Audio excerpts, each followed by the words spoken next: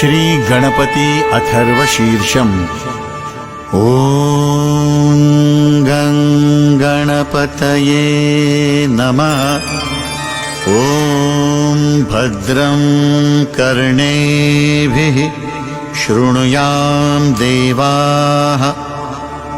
भद्रं पश्येमाक्षभिर्यजत्राः। स्थिरैरङ्गैस्तुष्टुवांसस्तनूभिः व्यशेम देवहितं यदायुः। ॐ स्वस्ति न इन्द्रो वृद्धश्रवाः। स्वस्ति नः पूषा विश्ववेदाः। स्वस्ति नस्तार्क्ष्यो अरिष्टनेमिः। स्वस्ति नो बृहस्पतिर्दधातु। ॐ शान्ति शान्ति शान्तिः। हरि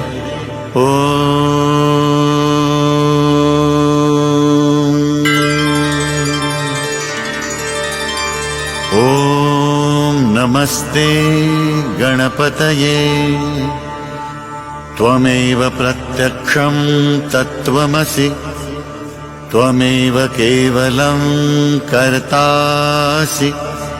त्वमेव केवलं धर्तासि। त्वमेव केवलं हर्तासि। त्वमेव सर्वं खल्विदं ब्रह्मासि।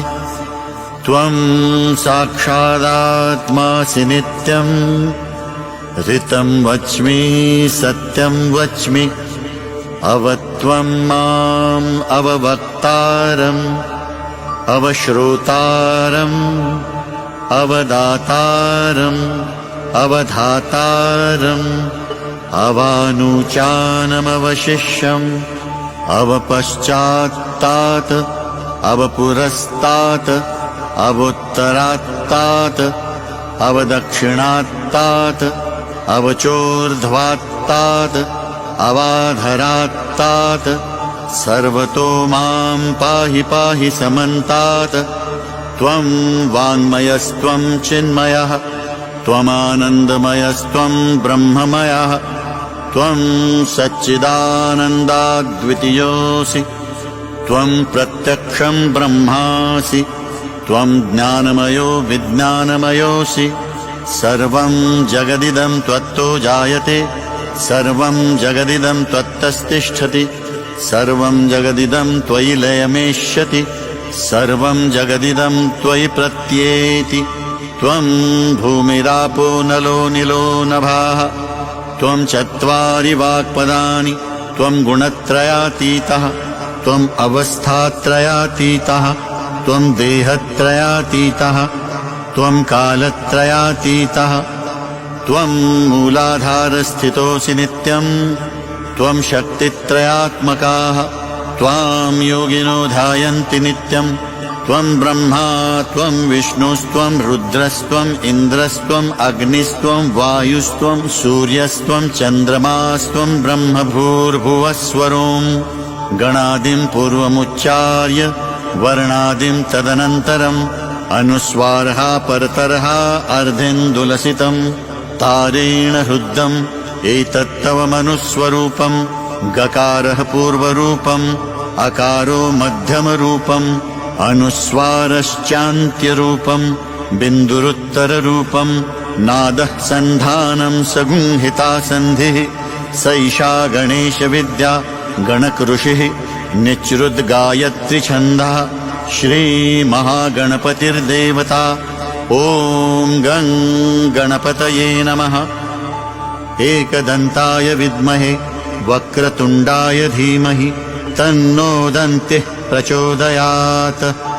एकदन्तं चतुर्हस्तं पाशमङ्कुशधारिणं रदं च वर्दं हस्तैर्बिभ्राणं मूषकध्वजं रक्तं लम्बोदरं शूर्पकर्णकं रक्तवाससं रक्तगन्धानुलिप्ताङ्गं रक्तपुष्पैः सुपूजितं भक्तानुकम्पिनं देवं जगत्कारणमच्युतम् आविर्भूतं च सृष्ट्याद्वौ प्रकृतेः पुरुषात् परम् एवं ध्यायति यो नित्यं स योगी योगिनां वरः।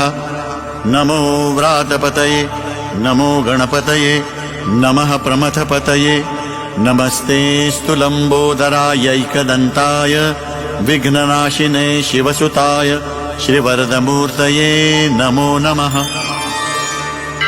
एतदथर्वशीर्षयोधीते सह ब्रह्म भूयाय कल्पते स सर्वविघ्नैर्न बाध्यते स सर्वतः सुखमेधते स पञ्चमहापातकोपपातकात् प्रमुच्यते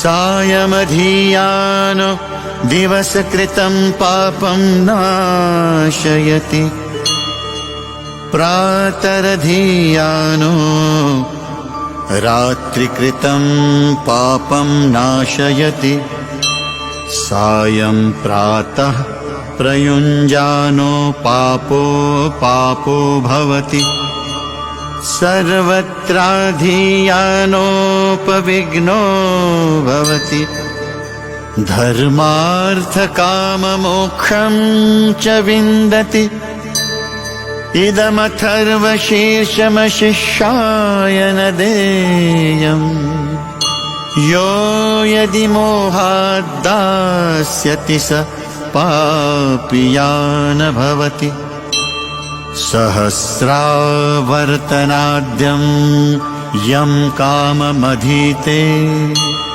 तं तमनेन साधयेत् अनेन गणपतिं भिषिञ्चति स वाग्मि भवति चतुर्थ्यामनश्नं जपति स विद्यावान् भवति इत्यर्थर्वणवाक्यम् ब्रह्माद्याचरणं विद्यात् न बिभेति कदाचनेति यो दुर्वाङ्कुरैर्यजति स वैश्रवणोपमो भवति यो लाजैर्यजति स यशोवान् भवति स मेधावान् भवति यो मोदकसहस्रेण यजति स वाञ्छितफलमवाप्नोति यः साज्यसमिद्धिर्यजति स सर्वलभते अष्टौ ब्राह्मणान् सम्यग्ग्राहयित्वा सूर्यवर्चस्वी भवति सूर्यग्रहे महानद्यां प्रतिमासन्निधौ वा जप्त्वा सिद्धमन्त्रो भवति महाविघ्नात् प्रमुच्यते महापापात् प्रमुच्यते महादोषात् प्रमुच्यते स सर्वविद्भवति य एवं वेद इत्युपनिषत्। ॐ शान्ति शान्ति शान्तिः इति श्रीगणपत्यथर्वशीर्षम्।